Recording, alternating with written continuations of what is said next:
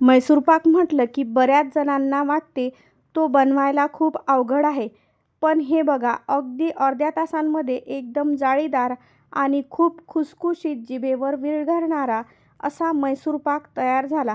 मैसूर पाक खाण्यापेक्षा बनवण्याला जास्त मजा येते, कारण मैसूर पाक बनवण्याची पद्धत खूप सुंदर आहे.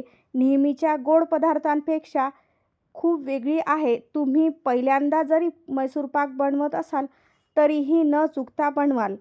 तर रेसिपीला सुरुवात करूया. तर 1 कप इथे मी बेसन घेतलं आहे. तर बेसन हे चाळून घ्या तुम्ही आणि अर्धा कप याच्यामध्ये मी तूप टाकलेलं आहे आणि बघू शकता. तर तूप टाकून हे असं मिश्रण आपल्याला तयार करायचं आहे आधी. आणि इथे पाक तयार करणार आहे. तर 1 कप बेसन घेतलं होतं, तर 1 कप साखर घ्यायची आणि त्यामध्ये अर्धा कप पाणी टाकून इथे पाक तयार करून घ्यायचा.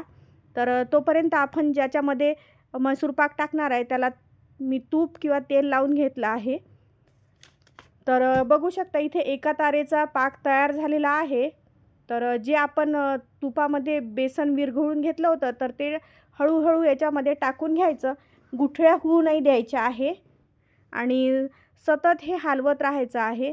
आणि एका गॅसवर आपण तूप गरम करायला ठेवलेलं होतं.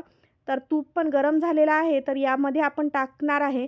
तर हळूहळू आपल्याला अर्धा एक चम्मच टाकत हे फिरवून घ्यायचं आहे आणि तुपाचा गॅस चालू आहे आणि तो चालूच ठेवायचा आहे आणि याच्यामध्ये गरम तूपच आपल्याला टाकायचं आहे.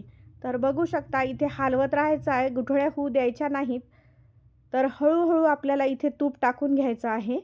तर बघू शकता असं छान जाळी येते या मैसूर पाकला. तर जोपर्यंत बेसन तूप सोडत नाही तोपर्यंत आपल्याला याच्यामध्ये तूप टाकत राहायचं आहे आणि हलवत राहायचं आहे.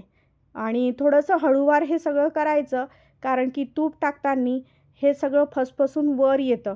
तर हळूवार ह्या सगळ्या गोष्टी करायच्या आहेत. तर बघू शकता आता थोडं थोडं तूप सोडायला तयार झालेलं आहे. तर बघू शकता इथे तूप सगळं बाहेर कढईला आलेला आहे आणि जाळीसुद्धा किती छान अशी आलेली आहे.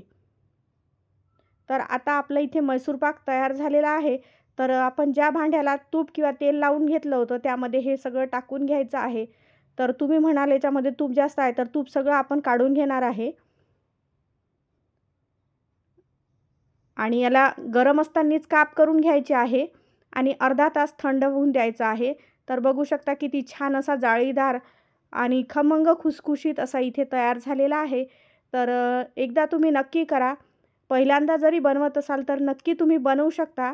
बघू शकता किती खुसखुशीत झालेला आहे.